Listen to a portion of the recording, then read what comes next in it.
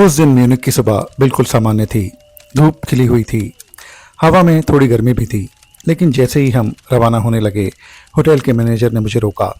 उसकी आंखों में अजीब डर था। उसने धीमे से कहा, सुनो, शाम होने से पहले लौट आना, क्योंकि आज की रात आम रात नहीं है। और यकीन मानिए, उस एक चेतावनी ने हमारी पूरी यात्रा को एक डरावने खौफ में बदल दिया। तो नमस्कार दोस्तों, आप देख रहे हैं कहानियाँ अजब गजब स्टोरीज फॉरएवर। जब हमने अपनी सैर शुरू की तो म्यूनिख शहर जैसे किसी तस्वीर से निकलकर हमारे सामने खड़ा हो गया था। धूप शहर की इमारतों पर चमक रही थी और हवा में हल्की सी गर्माहट भी थी, जो बताती थी कि अब बस ये मौसम अच्छा हो जाएगा। हम अभी गाड़ी में बैठने ही वाले थे कि तभी मिस्टर डेलब्रुक, वही होटल के मैनेजर जहां मैं ठहरा था, बिना टोपी के ही जल्दी जल्दी नीचे आ गए। उनके चेहरे पर हल्की चिंता थी, लेकिन आवाज़ में अपनापन। उन्होंने मुझे अच्छे सफ़र की शुभकामनाएं दी और फिर कोचवान जोहान की तरफ मुड़कर बोले, जबकि उनका हाथ अभी गाड़ी के दरवाजे पर ही था। सुनो, ध्यान रखना, रात होने से पहले वापस आ जाना। आसमान साफ है, लेकिन उत्तर की हवा कुछ और ही कह रही है। ऐसा लगता है कि अचानक तूफान आ सकता है। फिर वो हल्का सा मुस्कुराए, जैसे कोई राज जानते हो, और बोले, लेकिन मुझे यकीन है तुम देर नहीं करोगे, क्योंकि तुम जानते हो आज कौन सी रात है। जोहान ने तुरंत सिर झुकाकर कहा, हाँ मेरे मालिक। उसने टोपी को छुआ और बिना एक पल गवाए गाड़ी आगे बढ़ा दी। शहर की भीड़ भाड़ अब पीछे छूटती जा रही थी और जैसे ही हम खुले रास्ते पर आए, मैंने उसे रुकने का इशारा किया। जोहान, बताओ तो आज रात क्या है? मैंने पूछा। वो कुछ पल चुप रहा, फिर धीरे से बोला, आज की रात एक ख़ास रात है। और ये कहते ही उसने अपने सीने पर जल्दी से क्रॉस का निशान बना लिया। फिर उसने अपनी जेब से एक बड़ी सी पुरानी चांदी की घड़ी निकाली, इतनी बड़ी कि जैसे कोई छोटा शलजम हो, और समय देखा, उसकी भौहें सिकुड़ गईं और उसने हल्के से कंधे उचकाए, जैसे कह रहा हो, अब हमें देर नहीं करनी चाहिए।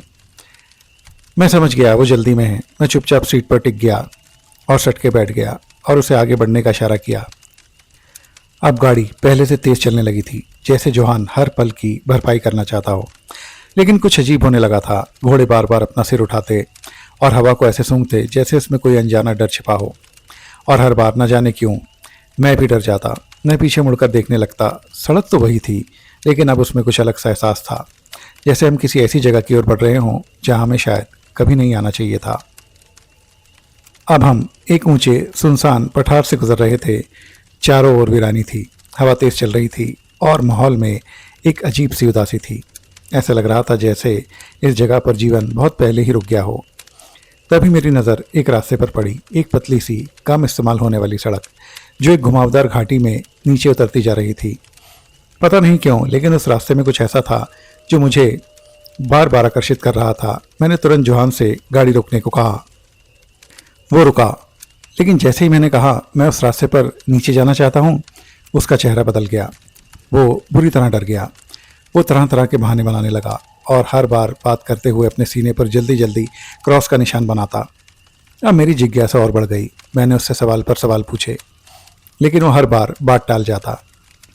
बीच बीच में अपनी घड़ी देखता और बहुत डर जाता। आखिरकार मैंने थोड़ा सख्त होकर कहा, ठीक है जोहान, मैं नीचे जाऊंगा। तुम साथ आना चाहते हो तो आओ, नहीं तो मत आओ। लेकिन कम से कम ये तो बताओ कि तुम वहाँ जाना क्यों नहीं चाहते। मेरी बात सुनते ही वो अचानक गाड़ी से ऐसे कूदा जैसे खुद को नीचे फेंक दिया हो। वो मेरे सामने आकर खड़ा हो गया। उसके हाथ कांप रहे थे और वो लगभग गिड़गिड़ाते हुए मुझसे कहने लगा, मत जाइए साहब, प्लीज़ मत जाइए। उसकी जर्मन में टूटी फूटी अंग्रेजी मिली हुई थी, लेकिन डर इतना साफ था कि शब्दों की जैसे ज़रूरत ही नहीं थी। ऐसा लग रहा था जैसे वो मुझे कुछ बहुत भयानक बताना चाहता है, लेकिन हर बार खुद को रोक लेता है। और फिर हर बार वही शब्द, ये एक डरावनी रात है। मैंने उससे बहस करने की कोशिश की, लेकिन क्या ही करता। वो आधी बात अंग्रेजी में करता, फिर अचानक घबराकर जर्मन बोलने लगता और हर बार अपनी घड़ी देखने लगता। तभी अचानक घोड़े बेचैन हो उठे। उन्होंने अपने सिर उठाए, हवा को सूंघा और जैसे किसी अदृश्य चीज से डर गए हों। जोहान का चेहरा एकदम घबराकर मुरझा गया। उसने चारों ओर देखा, फिर अचानक आगे बढ़कर घोड़ों की लगाम पकड़ ली और उन्हें लगभग 20 फीट आगे खींच के ले गया। मैं उसके पीछे गया और पूछा, क्या हुआ, तुमने ऐसा क्यों किया? उसने बिना कुछ कहे अपने सीने पर फिर से क्रॉस का निशान बनाया और पीछे उस जगह की ओर इशारा किया जहाँ से हम अभी अभी गुजरे थे। फिर उसने गाड़ी को दूसरी दिशा में मोड़ा जहाँ एक पुराना सा क्रॉस लगा हुआ था और पहले जर्मन में फिर टूटी फूटी अंग्रेजी में बोला, सर, अभी थोड़ी देर पहले मैंने इस क्रॉस के पास किसी को खड़े हुए देखा था और आप तो जानते ही हैं यहाँ की पुरानी कहानियाँ जो कि अक्सर हर एक के मुंह से आप सुन सकते हैं। मैं हल्का सा मुस्कुराया और कहा, ओह, ये तो दिलचस्प है, लेकिन सच कहूँ एक बात मेरी समझ से बाहर थी। अगर ये बस क्रॉस था जिसके पास उसने किसी को देखा था तो वो उसी वक्त क्यों नहीं चिल्लाया। और घोड़ों का डरना तो मैं अब समझ ही चुका था। और तभी दूर कहीं से एक आवाज़ आई, ना पूरी चीख ना पूरी भौंक, कुछ अजीब सी, कुछ बेचैन कर देने वाली, डराने वाली।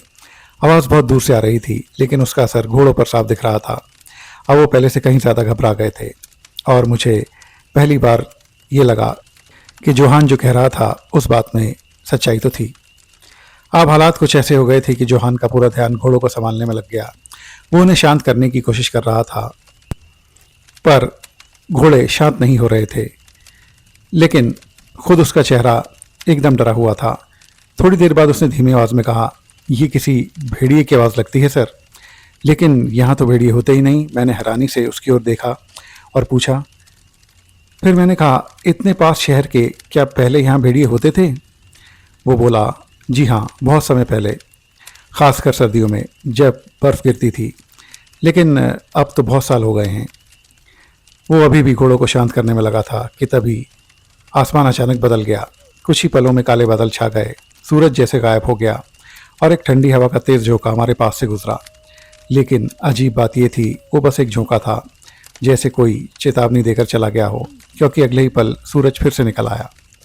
जोहान ने आसमान की ओर देखा, फिर दूर क्षितिज पर नजरें टिकाई और बोला, बर्फीला तूफान आ सकता है, इससे पहले हमें यहाँ से निकल जाना चाहिए।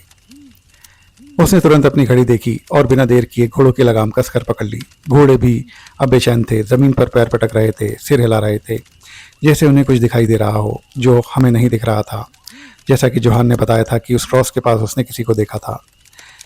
जोहान जल्दी से अपनी सीट पर चढ़ गया, जैसे अब यहाँ रुकना ठीक नहीं था, लेकिन न जाने क्यों मेरे अंदर एक जिद जाग उठी। मैं वहीं खड़ा रहा। गाड़ी में बैठने के बजाय मैंने नीचे घाटी की ओर जाती उस सुनसान सड़क की तरफ इशारा किया और कहा, पहले मुझे ये बताओ, ये रास्ता कहाँ जाता है? जोहान रुक गया। जवाब देने से पहले उसने फिर से अपने सीने पर क्रॉस का निशान बनाया, कुछ बुदबुदाया जैसे कोई प्रार्थना कर रहा हो, फिर धीरे से बोला, वो जगह ठीक नहीं है, डरावनी है, श्रापित है। मैंने तुरंत पूछा, श्रापित मतलब क्या? उसने मेरी ओर देखा और कहा, वो गांव। मैंने हैरानी से पूछा। मैंने कहा, क्या है उस गांव में? उसने कहा, बस वहाँ पर कोई नहीं जाता। नहीं, अब नहीं, आप यहाँ आए हैं तो बस आपको मेरे साथ ही चलना होगा। और देखिए, सैकड़ों सालों से वहाँ कोई नहीं रहता। अब तो मेरी दिलचस्पी और भी बढ़ गई। मैंने पूछा, लेकिन तुमने अभी कहा था कि वो एक गांव है, लेकिन अब वो कहाँ है? इस बार जोहान चुप नहीं रहा। वो बोलने लगा, जर्मन और टूटी फूटी अंग्रेजी मिलाकर, इतनी उलझी कि हर शब्द साफ समझ नहीं आ रहा था, लेकिन जो बात समझ आ रही थी वो और भी ज़्यादा डरावनी थी। वो कह रहा था कि बहुत पहले, यानी कि सैकड़ों साल पहले, उस गांव में लोग गायब होने लगे थे। और अजीब बात तो ये थी कि जिन घरों से ये लोग गायब हुए थे वहाँ पर अजीब अजीब आवाज़ें आने लगती, लेकिन जब ढूंढा जाता तो घर बिल्कुल खाली मिलते। तब से सर वहाँ कोई नहीं जाता। अब जोहान थर-थर काँप रहा था और अपने चारों ओर इस तरह देख रहा था मानो उसे उम्मीद हो कि इस खुले मैदान की तेज धूप में कोई भयानक साया अचानक उसके सामने प्रकट हो जाएगा। अंत में घोर निराशा और डर की हालत में वो चिल्लाया, भयानक रात! और उसने गाड़ी की ओर इशारा किया ताकि मैं उसमें बैठ जाऊं। ये सुनकर मेरे अंदर का अंग्रेजी बहादुर सैनिक जाग उठा। मैं तुरंत बोला, तुम डर रहे हो जोहान? तुम घर जाओ, मैं अकेला ही वापस आ जाऊंगा। पैदल चलने से मुझे अच्छा लगेगा। गाड़ी का दरवाज़ा खुला था। मैंने सीट से अपनी ओक की छड़ी उठाई, जिसे मैं अपनी छुट्टियों की सैर पर हमेशा अपने साथ रखता था, और दरवाज़ा बंद कर दिया। म्यूनिख की ओर इशारा करते हुए मैंने कहा, घर जाओ जोहान, आज भयानक रात है ना, अंग्रेज़ों से इसका कोई लेना देना नहीं है। जाओ, अब तुम यहाँ से जा सकते हो। अपनी घबराहट में वो ये भूल गया था कि मुझे अपनी बात समझाने का उसका एकमात्र जरिया मेरी ही भाषा यानी कि अंग्रेज़ी भाषा है। इसलिए वह अपनी मातृभाषा जर्मन में ही बड़बड़ाने लगा और कहने लगा कि सर, आप प्लीज़ गाड़ी में बैठ जाइए। मैंने कहा, घर जाओ जोहान। यह निर्देश देने के बाद मैं घाटी की ओर जाने वाली क्रॉस रोड पर मुड़ गया। हताशा भरा इशारा करते हुए जोहान ने अपने घोड़ों का रुख म्यूनिख की ओर मोड़ दिया। मैंने अपनी छड़ी का सहारा लिया और उसे जाते हुए देखता रहा। वो थोड़ी देर तक सड़क पर धीरे धीरे चलता रहा। फिर पहाड़ी की चोटी से एक लंबा और दुबला पतला आदमी नीचे आता हुआ मुझे दिखाई दिया। इतनी दूर से मैं बस इतना ही देख पाया। जब वह आदमी घोड़ों के करीब पहुंचा तो वो उछलने कूदने और लाते मारने लगे और फिर डर के मारे जोर जोर से हिनहिनाने लगे। जोहान उन्हें काबू में न रख सका। वे सड़क पर बेतहाशा दौड़ते हुए पागलों की तरह भाग निकले। मैं उन्हें तब तक देखता रहा जब तक वह मेरी नज़रों से ओझल नहीं हो गए। फिर मैंने उस अजनबी को ढूंढने की कोशिश की, लेकिन पाया कि वो भी अब वहां से जा चुका था। अब तक जो कुछ हुआ था उसके बाद पता नहीं क्यों मेरा मन हल्का ही था, जैसे डर अभी तक मुझे छू नहीं पाया था, या शायद मैं सब चीज़ों को नज़रअंदाज कर रहा था। मैं उसी बगल वाली सड़क पर मुड़ गया, वही रास्ता जिस पर जाने से जोहान ने इतनी ज़ोर से मना किया था। शुरुआत में तो सब कुछ बिल्कुल सामान्य लगा। जहाँ तक मेरी नज़रें जाती वहाँ कुछ भी ऐसा नहीं था जिससे डर लगे। फिर मैं चलता चला गया। मैं थोड़ा थक गया था तो वहीं बैठ गया, चारों तरफ नज़र डाली और तभी मुझे महसूस हुआ यहाँ कुछ ठंड ज़्यादा है। फिर मैं थोड़ा आराम करके फिर चलता रहा। समय का ध्यान ही नहीं रहा और फिर धीरे धीरे शाम उतरने लगी। अंधेरा गहराने लगा था। अब तभी पहली बार मेरे मन में ख्याल आया, अब वापस कैसे जाऊंगा। दिन की रोशनी लगभग खत्म हो चुकी थी। हवा और ठंडी हो गई थी और ऊपर आसमान में बादल अब और भी साफ दिख रहे थे, तेजी से भागते हुए। उनके साथ दूर कहीं से हवा की एक लंबी सरसराती हुई आवाज़ आ रही थी और उसी के बीचों बीच वो आवाज़, वही अजीब सी चीख और भौंक के बीच की आवाज़ जिसके बारे में जोहान ने कहा था, भेड़िया। मैं कुछ पल के लिए रुक गया।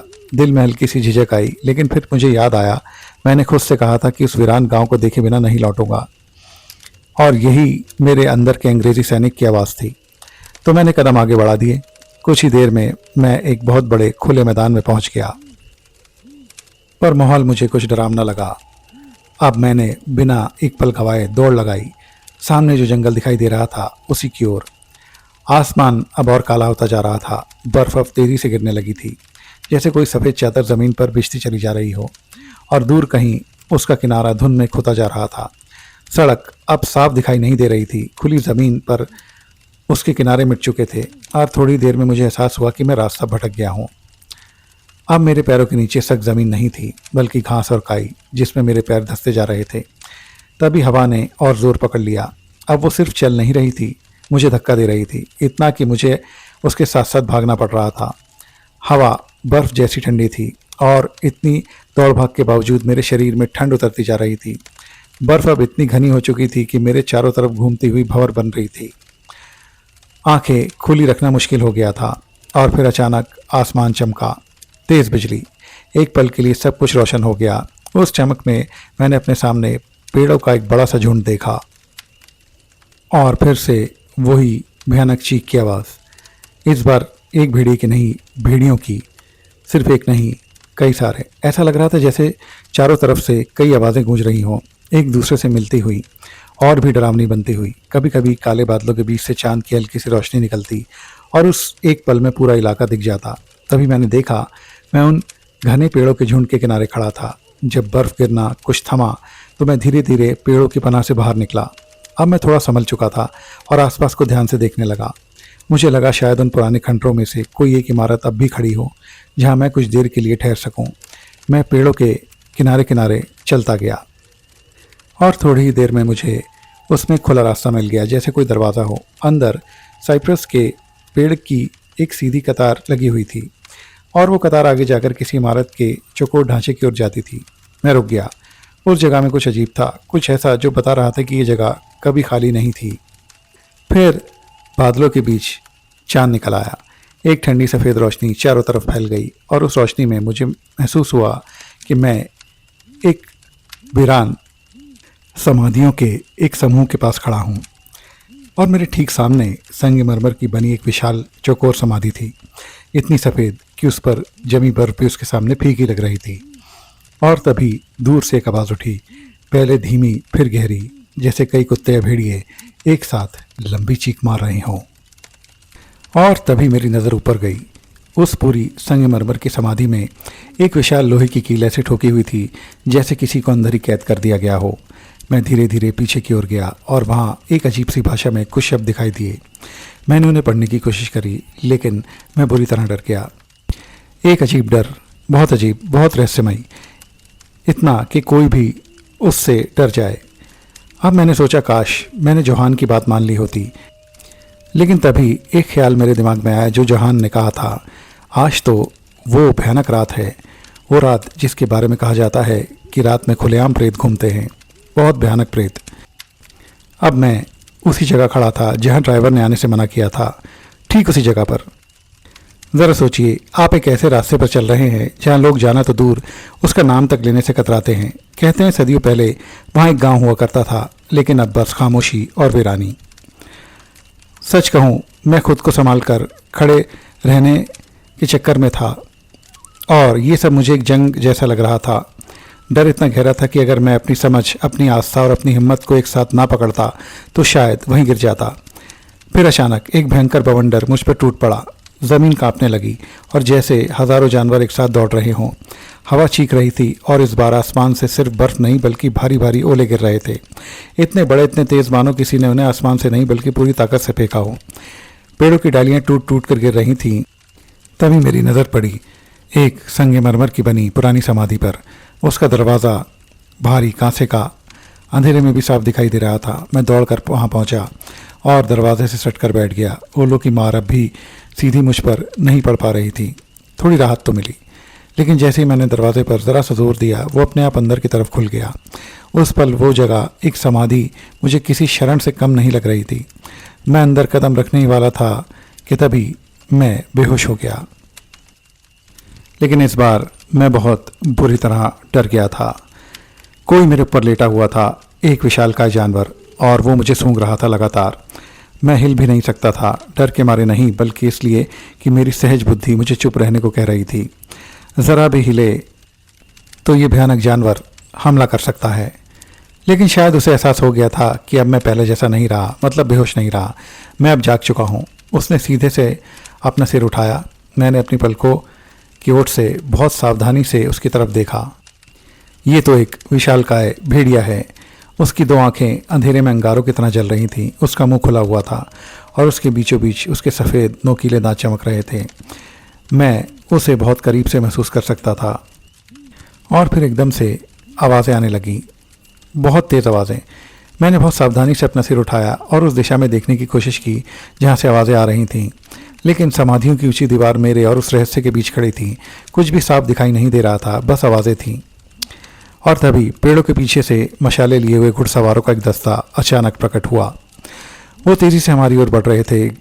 घोड़ों की टापें, मशालों की लपटें और उनके साथ आती हुई हलचल ने उस डरावने सन्नाटे को चीर के रख दिया। भेड़िया एक झटके से मेरी छाती से उठा और उन समाधियों की ओर भागा। मैंने मुश्किल से सिर घुमाकर देखा। उनमें से एक घुड़सवार, जो साफ तौर पर सैनिक लग रहा था, अपनी कार्बाइन उठाकर निशाना साध रहा था। लेकिन जैसे उसने गोली चलाने की कोशिश की, उसके साथी ने उसका हाथ झटक दिया और अगले ही पल गोली मेरे सिर के ऊपर से सनसनाती हुई निकल गई। शायद उसने मुझे ही भेड़िया समझ लिया था। मेरे रोंगटे खड़े हो गए। तभी एक और सैनिक ने उस भागते हुए साये को देखा, भेड़िया, और उसने तुरंत गोली चला दी। इसके बाद सब कुछ बहुत तेज़ी से हुआ। कुछ घुड़सवार मेरी ओर दौड़े और बाकी उस भेड़िए के पीछे, जो बर्फ़ से ढके पेड़ों के बीच कहीं गुम हो गया था। वो सैनिक मेरे पास पहुंचे। मैं हिलने की कोशिश कर रहा था, लेकिन हिल नहीं पा रहा था। फिर भी मेरी आंखें और कान काम कर रहे थे। मैं सब देख रहा था, सब सुन रहा था। कुछ सैनिक घोड़े से उतरकर मेरे पास घुटनों के बल बैठ गए। उनमें से एक ने धीरे से मेरा सिर उठाया और अपना हाथ मेरे शरीर पर रखा। एक पल के लिए सब रुक गया। फिर वो चिल्लाया, साथियों, खुशखबरी है, इसकी सांसें चल रही हैं। उसकी आवाज़ में राहत थी और एक अजीब सी जल्दी भी। फिर किसी ने मेरे गले में थोड़ी सी ब्रांडी डाली। ऐसा लगा जैसे शरीर में एक नई ताकत और गर्मी आ गई हो। मैंने अपनी आंखें अब पूरी तरह खोल दी। अब मैं देख सकता था पेड़ों के बीच हिलती हुई रोशनी, मशालों की लपटें और उनके बीच दौड़ते पुकारते हुए लोग। कुछ सैनिक एक दूसरे को आवाज़ दे रहे थे, कुछ इकट्ठा हो रहे थे जैसे किसी अनदेखे डर ने उन्हें एक साथ खींच लिया हो। फिर दूर से बाकी घुड़सवार भी लौटते हुए दिखाई दिए। वे तेज़ी से हमारी ओर आ रहे थे, जैसे किसी चीज़ से भागकर लौटे हों। जैसे ही वे पास पहुंचे, मेरे आसपास खड़े सैनिकों ने बेसब्री से पूछा, बताओ मिला क्या? एक पल की खामोशी, फिर एक घबराई हुई आवाज़ गूंजी, नहीं नहीं, जल्दी करो, यहाँ से निकलो, अभी ये जगह आज की रात रुकने के लिए नहीं है। उसकी आवाज़ में डर साफ तौर पर दिखाई दिया। क्या हुआ? ये सवाल अलग अलग आवाज़ों में उठने लगे। मैं अब भी ज़मीन पर पड़ा था, उनकी हर बात सुन रहा था, लेकिन मन में सिर्फ एक ही सवाल गूंज रहा था कि पिछली रात हुआ क्या था। फिर उन सैनिकों ने मुझे दिखाया, उन्होंने उन समाधियों की तरफ इशारा किया। देखो, वहाँ बहुत सी समाधियाँ हैं और वो भेड़िया किसी में भी हो सकता है।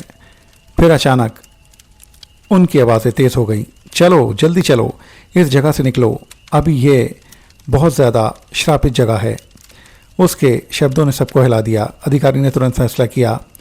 उसने मुझे धीरे से उठाकर बैठाया। मेरा शरीर अब भी मेरा साथ नहीं दे रहा था। एक आदेश दिया, कुछ सैनिक आगे बढ़े और मुझे एक घोड़े पर बैठा दिया गया। फिर वही अधिकारी मेरे पीछे काठी पर चढ़ा। उसने मुझे अपने बाजुओं में थाम लिया मजबूती से, ताकि मैं गिर न जाऊं।